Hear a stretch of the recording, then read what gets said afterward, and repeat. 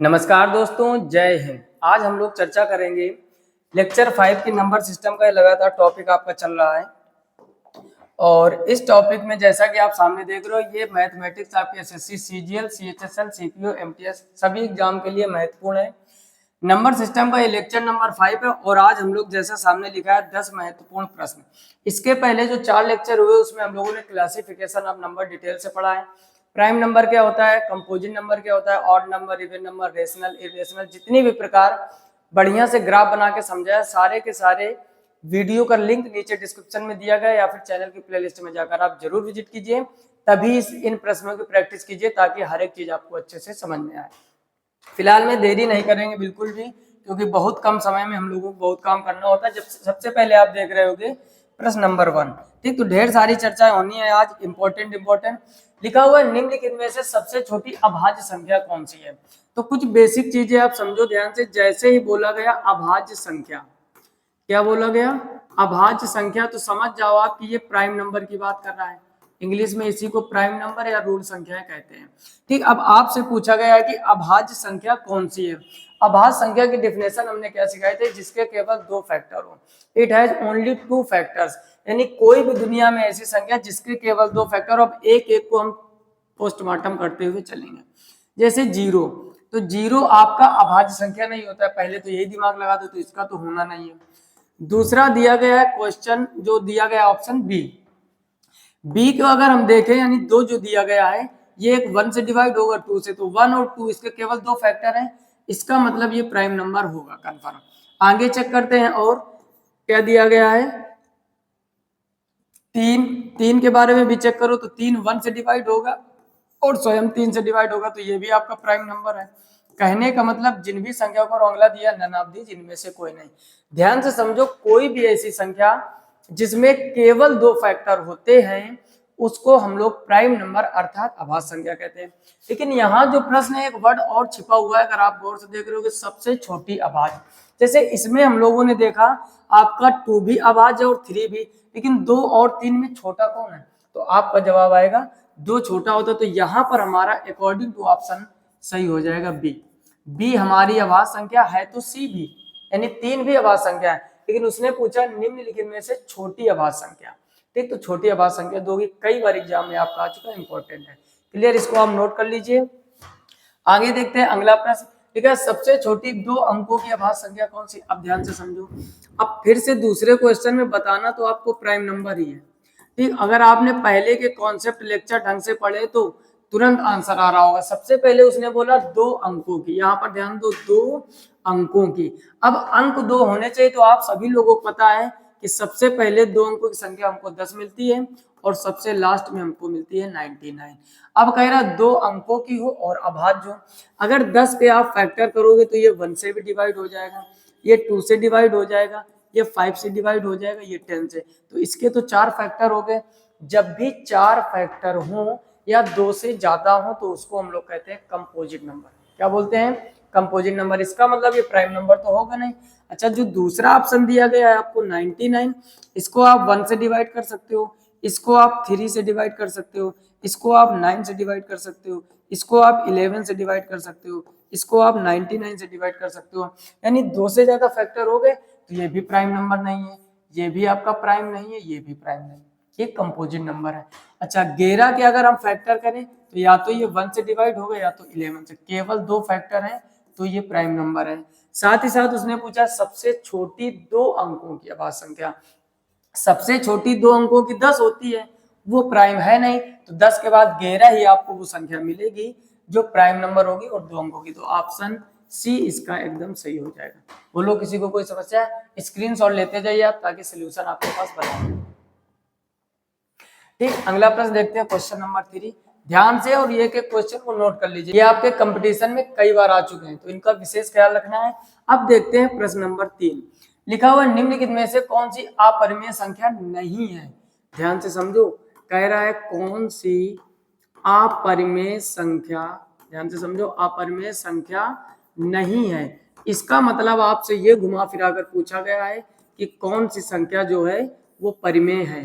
जैसे अपरिमेय नहीं का मतलब क्या हुआ कि कौन सी परिमेय है, या हम आपसे बोल दें कि परिमेय नहीं है कोई संख्या तो इसका मतलब वो अपरिमेय है। जैसे कोई व्यक्ति लंबा नहीं है तो वो कैसा है, छोटा है। वैसे ही कह रहा है अपरिमेय नहीं, ध्यान दो एक एक शब्द पर, ये लिखा अपरिमेय और ये लिखा है नहीं। अपरिमेय नहीं का मतलब तुम्हें परिमेय बतानी है। पाई के बारे में डिस्कशन हो चुका है। पाई एक कैसी संख्या है, अपरिमेय संख्या है। कैसी संख्या है, अपरिमेय संख्या है। और एक चीज कुछ लोग दिमाग लगाते हैं, पाई का मान 22/7, पाई आपकी अपरिमेय, लेकिन अगर कभी भी पूछा जाए 22/7 तो ये आपका परिमेय होता है। अब बहुत से लोगों को दिक्कत हो रही होगी कि जब पाई का मान है तो फिर ये अपरिमेय क्यों नहीं है, या 22/7 परिमेय है तो पाई अपरिमेय क्यों है। तो एक चीज समझो, आप गूगल कर लेना, ये पाई का एग्जैक्ट मान नहीं है। 22/7 या पाई का मान 3.14 ये हम लोग हल करने के लिए रख लेते हैं, फिजिक्स की न्यूमेरिकल पढ़ें या मैथमेटिक्स 3.14 यानी पॉइंट के 2 अंक तक। आप गूगल कर लेना, पाई का अभी भी मान कंफर्म नहीं है। गूगल पर आप सर्च करोगे हजारों पाई के मान आ जाएंगे। आज दिन तक पाई कंफर्म ही नहीं है कि एग्जैक्ट मान क्या है। क्लियर, तो पाई का ये एग्जैक्ट मान नहीं। तो अगर अब कभी भी आपसे पूछा जाए पाई कैसी संख्या है तो आप बताओगे अपरिमेय है। कैसी है, अपरिमेय। लेकिन पाई की वैल्यू अगर दी जाए 22/7 तो वो परिमेय होता है। इसका मतलब ये जो पाई दिया गया ये आपका अपरिमेय है, यानी इसको हम लोग बोल सकते हैं इर्रेशनल नंबर। क्लियर हो रहा पॉइंट। अच्छा, √2, अब ध्यान से समझो, √2 भी कैसी है, अपरिमेय। हमने आपको क्या सिखाया था पिछले लेक्चर, जो लोग देखे होंगे बड़ी आसानी से चीजें समझ में आ रही होंगी। अगर नहीं देखा है तो पहले वो चारों लेक्चर कंप्लीट कीजिए, ताकि हर एक प्रकार की संख्या, ट्विन प्राइम क्या होता है, को प्राइम क्या होता है, कितने इसके पार्ट होते हैं, इमेजिनरी कौन कौन से होते हैं, रियल, फिर रियल के क्या पार्ट होते हैं, पूरा ग्राफ बना के बहुत अच्छे से समझाया। जरूर से जरूर वो विजिट कीजिए आप। फिलहाल में √2 का एग्जैक्ट वर्गमूल नहीं तो ये भी अपरिमेय है। इधर देखोगे √3 भी आपकी कैसी संख्या है, अपरिमेय संख्या, क्योंकि इसका भी एग्जैक्ट वर्गमूल नहीं हो रहा। आगे कहानी देखो, क्वेश्चन नंबर या ऑप्शन नंबर 4, √4 को अगर आप रूट के बाहर निकालोगे तो एग्जैक्ट वर्गमूल हो जाएगा। अच्छा, 2 कैसी संख्या, ये आपकी परिमेय संख्या है। परिमेय संख्या की 3 कंडीशन हमने सिखाई, P/Q के रूप में होनी चाहिए। नंबर 2, Q 0 नहीं होना चाहिए। Number 3, P and Q both are integers, दोनों पूर्णांक होने चाहिए। तो 2 के नीचे हम लोग आसानी से 1 मान सकते हैं, तो ये हमारी परिमेय संख्या है। और कह रहा है परिमेय कौन सी नहीं है, इसका मतलब, सॉरी, पूछ रहा है अपरिमेय कौन सी नहीं है, इसका मतलब परिमेय पूछ रहा है, तो ऑप्शन डी इसका एकदम सही हो जाएगा। हर एक चीज को अपने नोटबुक में नोट करते चलिए, साथ में क्वेश्चन भी लिखा करो, ऑप्शन भी लिखा करो, ताकि जब भी रिवीजन करो अच्छे से प्रैक्टिस हो पाए। क्लियर, इसका भी स्क्रीनशॉट ले लीजिए, फिर हम लोग करते हैं। ठीक, अगला देखते हैं क्वेश्चन नंबर 4। डिटेल से समझाते हुए चले ताकि हर एक चीज समझ में आए। क्वेश्चन नंबर 4 में लिखा हुआ निम्नलिखित में से कौन सी परिमेय संख्या नहीं है। अब देखो उसी का जुड़िया भाई मान लो आ गया, कह रहा है कौन सा परिमेय नहीं है। और ये चीज समझो, जो चीज परिमेय नहीं होती है वो होती कैसी है, तो वो होती है अपरिमेय। परिमेय नहीं का मतलब अपरिमेय बतानी है। अब देखो, पहले जब भी परिमेय अपरिमेय बताना हो, हमेशा हमने सिखाया आपको कि क्या करना है, पहले सॉल्व करना है, फिर परिमेय अपरिमेय छांटना है। जैसे यहाँ पर आप देखोगे पहला ऑप्शन दिया गया √4/9, तो अगर √4 को बाहर निकालोगे रूट से तो 2 आ जाएगा। क्लियर हो रहा है ना। और √9 को बाहर निकालोगे 3। ये P/Q का रूप, तो ये तो परिमेय नंबर है। ये कैसी संख्या है, ये तो परिमेय संख्या है, यानी रेशनल नंबर। और कह रहा परिमेय नहीं वाली बतानी, तो पहला ऑप्शन नहीं होगा। अच्छा, बी क्या दिया गया √1, इसका वर्गमूल भी 1 होता है, ये भी कैसी संख्या है, परिमेय। आपको परिमेय नहीं बतानी, आगे आ जाओ।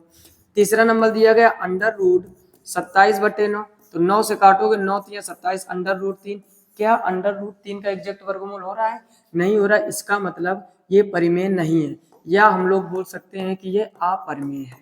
कैसी है, अपरिमेय। और जो चीज अपरिमेय होती वही परिमेय नहीं होती, तो ऑप्शन सी एकदम सही हो जाएगा। और डी भी देख लो, आपकी संतुष्टि के लिए लिखा हुआ है √16/25, तो √16 बाहर निकल के 4 हो जाएगा, √25 5 हो जाएगा, तो ये भी आपका कैसा है, परिमेय। आपको परिमेय नहीं बताना था, तो यही आपकी संख्या परिमेय नहीं है, अर्थात अपरिमेय। क्लियर, इसका भी स्क्रीनशॉट ले लो, फिर बढ़ते हैं आगे। आगे देखते हैं अगला क्वेश्चन। अगला प्रश्न दिया गया निम्नलिखित में से 2 अंकों की सबसे बड़ी अभाज्य संख्या। बहुत ही अच्छा क्वेश्चन है। कह रहा है अंक 2 होने चाहिए, तो 10 से लेकर 99 तक 2 अंक होते हैं। फिर आगे बढ़ो, 2 अंकों की हो गई। कह रहा सबसे बड़ी होनी चाहिए, तो 2 अंकों की सबसे बड़ी तो यही होती है 99। और साथ में कह रहा अभाज्य होनी चाहिए, तो थोड़ा सा वापस आओ, तब आपका आंसर हो जाएगा 97। 97 ये केवल 1 से कटता है और ये 97। कोई भी दुनिया की ऐसी संख्या जिसके दो फैक्टर हो, एक 1 और एक वह स्वयं संख्या इटसेल्फ यानी अपने आप से डिवाइड हो, उन संख्याओं को हम लोग प्राइम नंबर बोलते हैं, अर्थात अभाज्य संख्याएं। आपसे पूछा गया निम्नलिखित में से 2 अंकों की हो, तो 2 अंकों की 10 भी होती है, 99 सारी बीच की होती है। एक एक कंडीशन को लिखते चलते हैं। फिर सबसे बड़ी कहा तो 99 होती है, लेकिन अभाज्य जोड़ दिया तो 99 98 नहीं होगा, फिर क्या होगा 97 ही आपकी ऐसी 2 अंकों की संख्या है जो प्राइम नंबर है। 1 से लेकर 100 तक की सभी प्राइम नंबर हमने लिखाए थे और एक ट्रिक भी बताई थी आपको, फोन नंबर। पिछले लेक्चर में सारी चीजें दी गई हूँ। अगर ये क्वेश्चन अच्छे लग रहे हो, जानकारी समझ में आ रही है, पहला काम लाइक कर दीजिए और लास्ट में आप वीडियो को शेयर जरूर कीजिए अपने दोस्तों में, ताकि उनकी भी तैयारी अच्छी से अच्छी चल सके। और आपका लाइक, शेयर और प्यारे से कमेंट हमको मोटिवेट करते हैं। हम आपके लिए डेली ऐसे मेहनत करते रहेंगे। क्लियर? आगे देखो तो ऑप्शन इसका बी सही हो जाएगा। अच्छा 11 भी आपका प्राइम नंबर है, इनकी भी कहानी सीख लिया करो साथ में। 11 भी आपका कैसा है, प्राइम नंबर है ये, लेकिन ये सबसे छोटा 2 अंकों का प्राइम नंबर है। पूछा गया था सबसे बड़ा। अच्छा 99 ये प्राइम ही नहीं है, ये कैसा है, कंपोजिट नंबर, क्योंकि 2 से ज्यादा फैक्टर है और चौथा इनमें से कोई नहीं। क्लियर? इसका भी जल्दी से स्क्रीनशॉट ले लीजिए, फिर अगला देखते हैं। आगे देखो क्वेश्चन नंबर 6, ध्यान से समझते हुए चलो। बहुत ही इंटरेस्टिंग क्वेश्चन आज इकट्ठे किए हमने, क्योंकि जो भी टॉपिक हम पढ़ा रहे हैं उसकी पहले प्रैक्टिस, जैसे क्लासिफिकेशन ऑफ नंबर, संख्याओं का वर्गीकरण पढ़ा तो उसकी पहले प्रैक्टिस। आगे हम लोग अगर डिविजिबिलिटी रूल पढ़ेंगे तो पहले उसकी प्रैक्टिस। अगर यूनिट डिजिट स्टार्ट करते हैं, इसी चैप्टर नंबर सिस्टम का ही पार्ट है, तो पहले उसकी प्रैक्टिस। जो पढ़ेंगे प्रैक्टिस, फिर पढ़ेंगे, फिर प्रैक्टिस, तब अगला चैप्टर। अगर दूसरा चैप्टर भी स्टार्ट होगा तो साथ में प्रैक्टिस करते हुए चलेंगे, क्योंकि बहुत ही कम समय में हम आपको ज्यादा से ज्यादा लेक्चर प्रोवाइड कराएंगे और ज्यादा से ज्यादा पढ़ाएंगे। क्लियर? जैसे अगला दिया है 6 नंबर, कह रहे निम्नलिखित में से कौन सा सह अभाज्य संख्याओं का युग्म है। कल हमने आपको कुछ को प्राइम के बारे में बताया था, इसके पिछले लेक्चर में। को प्राइम को ही बोलते हैं सह अभाज्य। क्या बोलते हैं? सह अभाज्य। अब आपको सह अभाज्य संख्याएं बतानी है, इसके लिए हमने एक ही डेफिनेशन बताई थी कि दोनों संख्याओं का, जैसे 2 और 3 ले लिया, दोनों संख्याओं का अगर HCF हाईएस्ट कॉमन फैक्टर 1 है, जिसको महत्तम समापवर्त बोलते हैं।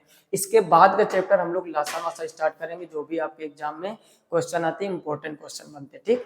और HCF नॉर्मल तो आप समझते होंगे, हाईएस्ट कॉमन फैक्टर इसको बोलते हैं। और अगर हाईएस्ट कॉमन फैक्टर 1 है, यानी दोनों में कुछ भी कॉमन नहीं है सिवाय 1 के, 1 तो सब में कॉमन होता है, आप भी समझते हो, तो वो संख्याओं का युग्म को हम लोग कहते हैं सह अभाज्य। अब जैसे पहला जो ऑप्शन दिया गया है 12 और 35, गौर से देखोगे, ये 12 का अगर आप फैक्टर करोगे तो ये 1 से डिवाइड होगा, 2 से डिवाइड होगा, 3 से हो जाएगा, 6 से हो जाएगा, 4 से हो जाएगा, 12 से हो जाएगा, यानी 1 से भी 12 कट जाएगा, 2 से। अगर हम 35 के फैक्टर करें तो 35 1 से डिवाइड हो जाएगा, 5 से हो जाएगा, 7 से हो जाएगा और स्वयं 35 से।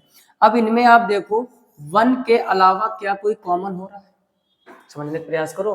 क्या 1 के अलावा कोई भी ऐसी संख्या है जो इनमें कॉमन हो रही है? 5 7 35 2 3 6 4 12 नहीं हो रहे, तो इसका मतलब हम लोग इस पेयर को कह सकते हैं को प्राइम नंबर। क्या कह सकते हैं? को प्राइम। अगला उठा लेते हैं, अगला ऑप्शन 18 और 25। 18 और 25 में भी देखोगे आप, 18 के जब आप फैक्टर करोगे 1 से डिवाइड होगा, 2 से डिवाइड होगा, 3 से डिवाइड होगा, 6 से डिवाइड होगा, 9 से होगा, 18 से होगा। 25 आप देख रहे होगे 1 से होगा, 5 से होगा और स्वयं 25 से होगा। इनमें भी आप गौर से देखो 1 और 1 ही कॉमन हो रहा है। अगर किसी भी युग्म में या किसी भी संख्याओं के पेयर में सिर्फ HCF 1 है, तो वो हमेशा आपका, तो ये भी इसमें सही माना जाएगा और ये भी, ठीक। इसमें कोई एक ऑप्शन थोड़ा गलत प्रिंट हो गया, वैसे एक ऑप्शन सही होगा। यहाँ पर देखोगे 31 खुद 93 को काट देगा, यानी जब भी संख्या एक दूसरे को काट दे तो वो भी आपका को प्राइम नंबर नहीं होता, क्योंकि ये 31 से कटेगा और ये भी 31 कॉमन हो जाएगा, तो ये नहीं होगा। ये 32 दूनी या 2 के पहाड़े से 62 भी कट जाएगा। कोई भी ऐसा पहाड़ा या टेबल हो जिससे दोनों संख्याएं कट जाए, तो वो आपका को प्राइम नंबर नहीं होता है। यहाँ पर कोई एक ऑप्शन मिस्टेक है, थोड़ा सा समझने का प्रयास कीजिए। लेकिन 12 और 35 भी को प्राइम के पेयर में माने जा सकते हैं, 18 और 25 भी को प्राइम के पेयर में माने जा सकते हैं, क्योंकि दोनों में हम लोग देख रहे हैं कि HCF केवल 1 है, कुछ भी कॉमन नहीं हो रहा है। अगर डबल संख्याएं कॉमन हो जाए या कोई ऐसा पहाड़ा जो दोनों को डिवाइड कर दे, वो को प्राइम नंबर नहीं होता है। क्लियर। तो यहाँ पर फिलहाल में दो ऑप्शन 12, 35, 18 और 25 सही माना जाएगा। स्क्रीनशॉट ले लीजिए। आगे बढ़ते हैं क्वेश्चन नंबर 7। ध्यान से एक चीज को समझना। क्वेश्चन नंबर जो 7 है, यहाँ पर 7वें में क्या लिखा हुआ, निम्नलिखित में से कौन सी अपरिमेय संख्या है। अब आपको फिर से बताना है अपरिमेय संख्या। कौन सी बताना है, अपरिमेय संख्या। अपरिमेय यानी इर्रेशनल नंबर। कौन सा बताना है, इर्रेशनल नंबर। अब समझना ध्यान से। आपका पहला जो दिया गया है 22/7, अभी अभी आपसे हमने कहा ये रेशनल होता है, ये दिमाग मत लगाना कि 22/7 पाई का मान है तो फिर ये इर्रेशनल कर दो, ठीक, ऐसा दिमाग नहीं लगाना है। दूसरा ऑप्शन दिया गया है पाई। पाई को हमने अभी अभी बताया आपको कैसा होता है, अपरिमेय होता है, और अपरिमेय ही पूछा गया तो ये हो जाएगा। अच्छा, अगला जो तीसरा दिया गया 0.69, 2 अंक से दशमलव हटाओगे नीचे 2 जीरो बढ़ जाएंगे तो ये हो जाएगा 69/100। तो ये तो आपका परिमेय हो जाएगा, रेशनल, सही बटे के रूप में रेशनल होते हैं।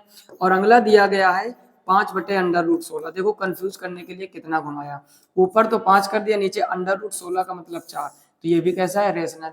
ये वाला भी रेशनल, ये भी रेशनल, ये रेशनल है आपका, ये भी रेशनल, ये भी रेशनल। पाई ही आपका इरेशनल होता है, तो option B will be right answer. Clear. चीजें अच्छे से समझ रहे होगे कब, जब पहले के लेक्चर देखोगे। डायरेक्ट देख रहे हो फिर भी काफी चीजें समझ में आ रही होंगी। और आगे बढ़ते हैं अगले प्रश्न, क्वेश्चन नंबर 8 पर। ध्यान से समझो। प्रश्न नंबर जो 8 दिया गया, कह रहा संख्या 4√3 कैसी है। अब समझो 4√3, गौर से देखोगे ये रेशनल नंबर है और ये कैसा है, इरेशनल। हमने कल आपको बताया था पिछले लेक्चर में कि रेशनल इरेशनल का अगर मल्टीप्लाई करा दोगे तो ये भी इरेशनल बन जाएगा। कैसा बन जाएगा, इरेशनल। ऐसे समझो आप √3 को आप समझ लो गंगा जल। क्या समझना है आपको, गंगा जल। अब कुछ लोग सोच रहे होंगे ये क्या है, गंगा जल क्या है। जैसे अपने हिंदू धर्म में मान्यता है, मम्मी जो हमारी बताया करती हैं कि जैसे ये मान लो आप कोई जल लेकर आए, ठीक, ये आपका गंगा जल है, मान लो क्या है, ठीक, ये कोई बर्तन है, इसमें क्या है, गंगा जल। तो जब थोड़ा जल बचता है तो मम्मी क्या करती है, इसी में और जल मिला देती है और कहती है ये अब पूरा गंगा जल बन गया। यानी गंगा जल में जब हम लोग जल मिला देते हैं तो क्या बन जाता है, गंगा जल। ऐसी मान्यता है, धार्मिक मान्यता। वैसे ही आप समझो क्या कि √3 आपका गंगा जल है और ये गंगा जल जिस जल से मिलाओगे वो गंगा जल बन जाएगा। मतलब क्या है, फिर से कॉन्सेप्ट समझो। मतलब भाई साहब ये है कि 4 आपका मान लो जल था और √3 क्या है, गंगा जल। क्या है भाई साहब, गंगा जल। गंगा जल जिस जल से मिला दिया जाता है वो भी पवित्र माना जाता है, वो भी गंगा जल बन जाता है। तो अब ये √3 को जब 4 से मिलाओगे तो ये भी गंगा जल बन जाएगा। अर्थात अब कॉन्सेप्ट कैसे समझोगे, √3 को हमने गंगा जल माना और लेकिन √3 होती कैसी संख्या है, इर्रेशनल नंबर। तो जब इर्रेशनल यानी गंगा जल आपने मिलाया तो टोटल बना क्या, वो भी गंगा जल बना। तो इर्रेशनल आपने मिलाया तो ये भी टोटल क्या बन जाएगा, इरेशनल। बात समझ में आई कि नहीं। अगर समझ में आ गया हो तो लाइक जरूर कर दीजिए, नहीं किया अंत में शेयरिंग जरूर चाहिए आपसे, ठीक, शेयर करते रहिए ताकि बाकी लोगों को भी जानकारी मिलती रही। बात का समझ में आए। अच्छा, अगर सोच रहे हो कुछ लोग जोड़ दिया जाए, कोई बात नहीं भाई साहब, जोड़ दोगे तो भी ये गंगा जल, गंगा जल मतलब ये भी इरेशनल बन जाएगा। अगर घटा दोगे तो भी ये इरेशनल बन जाएगा। यानी इरेशनल नंबर जब भी किसी भी रेशनल नंबर से मल्टीप्लाई करो या ऐड करो या सब्सट्रैक्शन करो, यानी जब भी गुणा करो या जोड़ो या घटाओ, सब्सट्रैक्ट करो, ऐड करो, मल्टीप्लाई करो, तीनों ही कंडीशन में वो इरेशनल कर देता है। तभी हमने एक बेस्ट एग्जांपल दिया क्या, गंगा जल का। गंगा जल जिस जल में मिलता है वो भी गंगा जल बन जाता है। इरेशनल नंबर यानी अपरिमेय संख्याएं जिसके साथ मिला दोगे वो भी अपरिमेय संख्याएं हो जाएंगी। क्लियर। तो फिलहाल मैं कह रहा 4√3 कैसी संख्या है, तो ऑप्शन सी एकदम सही हो जाएगा, अपरिमेय संख्या। ये कॉन्सेप्ट याद रखना, स्क्रीनशॉट लेकर रख लो ताकि हमेशा के लिए आपके पास बना रहे। क्लियर। आगे देखते हैं इसी सीरीज में आगे बढ़ते हुए क्वेश्चन नंबर 9। ध्यान से पढ़ो। क्वेश्चन नंबर 9 लिखा है निम्नलिखित संख्याओं में से अपरिमेय संख्या नहीं होगी। ध्यान से समझो, कह रहा है कौन सी अपरिमेय संख्या नहीं होगी। अपरिमेय नहीं का मतलब हो गया भाई साहब कौन सी परिमेय होगी। परिमेय आपको चुननी है तो ढूंढ लो फटाफट। √5 ये तो अपरिमेय है, ये कैसी है, अपरिमेय। परिमेय अपरिमेय नहीं बतानी है तो पहला ऑप्शन तो होगा नहीं। दूसरा लिखा है √1, √1 का वर्गमूल भी 1 होता है तो ये तो आपकी परिमेय हो गई। और जो चीज परिमेय होती है वही तो अपरिमेय नहीं होती है, ऑप्शन बी एकदम सही हो जाएगा। कंफ्यूजन हटाने के लिए इसको भी समझ लो, 1 + 4/9। अब देखो इन चीजों पर ध्यान देना कि जब भी रूट हल करो तो उसको अंदर ही हल करते हैं। 9 एकम 9 4, तो कितना हो जाएगा 9 4 13 √13, और नीचे वाला 9 जब बाहर निकालोगे तो 3। अब देखो क्या इसका एग्जैक्ट वर्गमूल है? नहीं, इसका मतलब ये इरेशनल नंबर है, अपरिमेय है, लेकिन आपसे पूछा गया अपरिमेय नहीं, इस वजह से ऑप्शन बी। और रूट के अंदर अगर एक अंक पे दशमलव है तो उसका एग्जैक्ट वर्गमूल हो ही नहीं सकता है। मतलब समझो, अगर रूट के अंदर कभी भी एक अंक पे दशमलव है तो वो अपरिमेय होता है। क्लियर? अगर यही हम ऐसे लिख दें 0.25, इसको आप अब 0.5 लिख सकते हो रूट के बाहर। बात समझ में आ रही है कि नहीं? क्योंकि 0.5 का स्क्वायर लिख सकते हो। तो जब भी रूट के अंदर 2 अंक पे दशमलव लगा हो और ऐसी संख्या लिखो जो एग्जैक्ट वर्ग होती है, तो उसका हम लोग वर्गमूल कर सकते हैं, अदरवाइज नहीं। मतलब कहने का अगर एक अंक पे दशमलव है तो वो सदैव अपरिमेय रहेगा, कभी भी परिमेय नहीं हो सकता है। क्लियर? अगर 2 अंक पे दशमलव और संख्या रूट से बाहर आने लायक है तो वो फिर आपकी परिमेय बन सकती है वर्गमूल करके। तो एक अंक पे दशमलव कहीं भी दिख जाए हमेशा अपरिमेय। क्लियर? तो इसका ऑप्शन कौन सा सही होगा? भी जल्दी से स्क्रीनशॉट इसका ले लीजिए। ठीक, आगे देखते हैं प्रश्न नंबर 10। और आपसे हमने जैसा वादा किया था कि 10 महत्वपूर्ण प्रश्न है, उनकी चर्चा फिर यहीं से समाप्त होती है। अगला सबसे छोटी 3 अंकों की। तो जब हमने कॉन्सेप्ट पढ़ाए थे अभाज्य संख्याओं का, सबसे छोटी कौन सी होती है? 2 अंकों की सबसे छोटी अभाज्य संख्या, 2 अंकों की सबसे बड़ी अभाज्य संख्या, 3 अंकों की छोटी, 3 अंकों की बड़ी। 1 से 100 तक कितनी होती है? 1 से 200 तक कितनी होती है? 100 से 200 तक, 1 से 500 तक, 1 से 1000 तक। ढेर सारे क्वेश्चन हमने मौखिक रूप में वहीं थ्योरेटिकल रूप में पढ़ाया हुआ है। क्लियर? तो वहां आप जरूर जाकर विजिट कीजिए। फिलहाल में उसने कहा है 3 अंकों की होनी चाहिए और अभाज्य होनी चाहिए। तो 3 अंकों की तो आपकी 100 ही हो जाती है, लेकिन ये भाज्य है अर्थात कंपोजिट नंबर। तो 3 अंकों की अभाज्य संख्या 101 होती, तो ऑप्शन बी इसका एकदम सही हो जाएगा। क्लियर? 3 अंकों की अभाज्य संख्या, वो भी सबसे छोटी, वो हो जाएगी 101। अब आपसे एक छोटा सा क्वेश्चन है, कमेंट बॉक्स में कमेंट करके बताइए कि 3 अंकों की, ध्यान से सुनो, 3 अंकों की सबसे बड़ी अभाज्य संख्या कौन सी होती है? सबसे बड़ी अभाज्य। कमेंट बॉक्स में कमेंट करके जरूर बताइए, ताकि हमको भी लगे कि आपने जो पिछले लेक्चर देखे हैं उनकी तैयारी अच्छी है या नहीं। 3 अंकों की सबसे छोटी तो 101 हो गई। 3 अंकों की सबसे बड़ी अभाज्य संख्या बतानी है कमेंट बॉक्स में आपको। और ये 10 मोस्ट इंपोर्टेंट क्वेश्चन है जो हम आपके सामने लेके आए। और आगे फिलहाल में इस वीडियो में इतना ही। थैंक्स फॉर वॉचिंग लिखा हुआ है। चैनल पर अगर पहली बार आए तो सब्सक्राइब कर लीजिए, साथ ही साथ नोटिफिकेशन बेल को ऑल पर सिलेक्ट कीजिए, ताकि हर एक वीडियो को अपडेट सबसे पहले आप तक पहुंचे।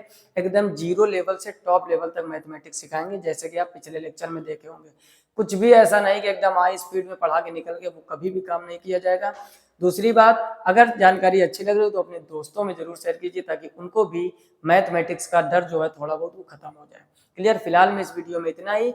मिलते हैं नेक्स्ट वीडियो में, तब तक अपना ख्याल रखिए, अच्छे से पढ़ाई कीजिए। तब तक के लिए जय हिंद।